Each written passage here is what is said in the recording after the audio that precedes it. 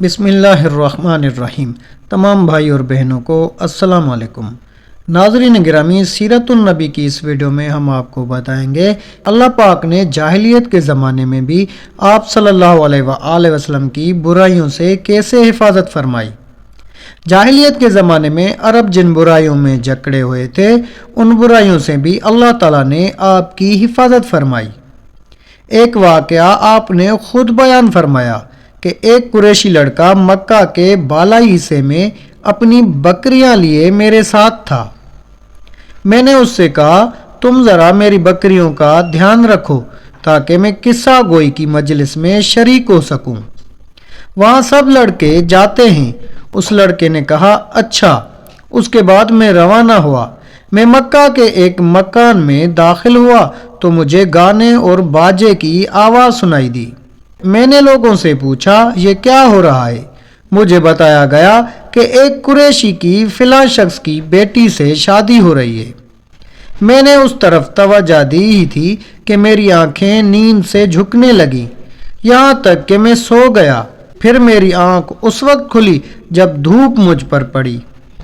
آپ واپس اس لڑکے کے پاس پہنچے تو اس نے پوچھا تم نے وہاں جا کر کیا کیا؟ میں نے اسے واقعہ سنا دیا۔ دوسری رات پھر ایسا ہی ہوا۔ مطلب یہ کہ قریش کی لغو مجلسوں سے اللہ تعالیٰ نے آپ کو محفوظ رکھا۔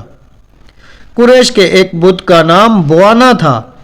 قریش ہر سال اس کے پاس حاضری دیا کرتے تھے، اس کی بے حد عزت کیا کرتے تھے، اس کے پاس قربانی کا جانور ذبح کرتے، سر منڈاتے، سارا دن اس کے پاس اعتکاف کرتے۔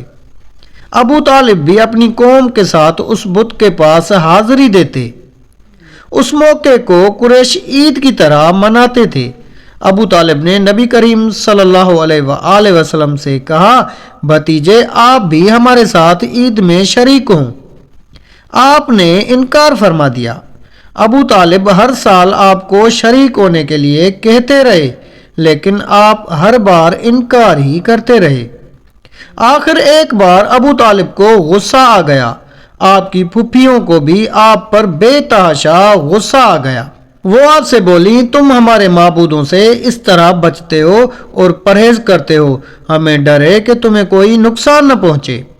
انہوں نے یہ بھی کہا محمد آخر تم عید میں کیوں شریک نہیں ہوتے؟ ان کی باتوں سے تنگ آ کر آپ ان کے پاس سے اٹھ کر کہیں دور چلے گئے۔ اس بارے میں آپ فرماتے ہیں میں جب بھی بوانا یا کسی اور بت کے نزدیک ہوا میرے سامنے ایک سفید رنگ کا بہت قداور آدمی ظاہر ہوا۔ اس نے ہر بار مجھ سے یہی کہا محمد پیچھے ہٹو، اس کو چھونا نہیں۔ خانہ کعبہ میں تانبے کے 2 بت تھے، ان کے نام اصاف اور نائلہ تھے۔ طواف کرتے وقت مشرک برکت حاصل کرنے کے لیے ان کو چھوا کرتے تھے۔ حضرت زید بن حارثہ رضی اللہ تعالیٰ عنہ فرماتے ہیں ایک مرتبہ آپ صلی اللہ علیہ وآلہ وسلم بیت اللہ کا طواف کر رہے تھے، میں بھی آپ کے ساتھ تھا۔ جب میں طواف کے دوران ان بتوں کے پاس سے گزرا تو میں نے بھی ان کو چھوا۔ نبی پاک صلی اللہ علیہ وآلہ وسلم نے فوراً فرمایا ان کو ہاتھ مت لگاؤ۔ اس کے بعد ہم طواف کرتے رہے۔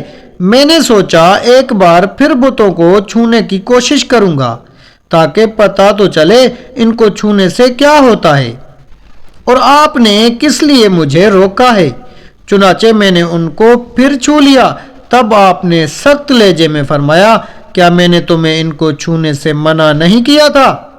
اور میں قسم کھا کر کہتا ہوں نبی پاک صلی اللہ علیہ وآلہ وسلم نے کبھی بھی کسی بھی بت کو نہیں چھوا، یہاں تک کہ اللہ تعالیٰ نے آپ کو نبوت عطا فرما دی اور آپ پر وحی نازل ہونے لگی۔ اسی طرح اللہ تعالیٰ نے حرام چیزوں سے بھی آپ کی حفاظت فرمائی۔ مشرک بتوں کے نام پر جانور قربان کرتے تھے، پھر یہ گوشت تقسیم کر دیا جاتا تھا یا پکا کر کھلا دیا جاتا تھا، لیکن آپ نے کبھی بھی ایسا گوشت نہ کھایا۔ خود آپ نے ایک بار ارشاد فرمایا میں نے کبھی کوئی ایسی چیز نہیں چکھی جو بتوں کے نام پر ذبح کی گئی ہو، یہاں تک کہ اللہ تعالیٰ نے مجھے نبوت عطا کر دی۔ اسی طرح آپ سے پوچھا گیا کہ آپ نے بچپن میں کبھی بت پرستی کی؟ آپ نے ارشاد فرمایا نہیں۔ پھر آپ سے پوچھا گیا آپ نے کبھی شراب پی؟ جواب میں ارشاد فرمایا نہیں، حالانکہ اس وقت مجھے معلوم نہیں تھا کہ کتاب اللہ کیا ہے اور ایمان کی تفصیل کیا ہے۔ آپ صلی اللہ علیہ وآلہ وسلم کے علاوہ بھی اس زمانے میں کچھ لوگ ایسے تھے جو بتوں کے نام ذبح کیا گیا گوشت نہیں کھاتے تھے اور شراب کو ہاتھ نہیں لگاتے تھے۔ بچپن میں آپ نے بکریاں بھی چرائیں۔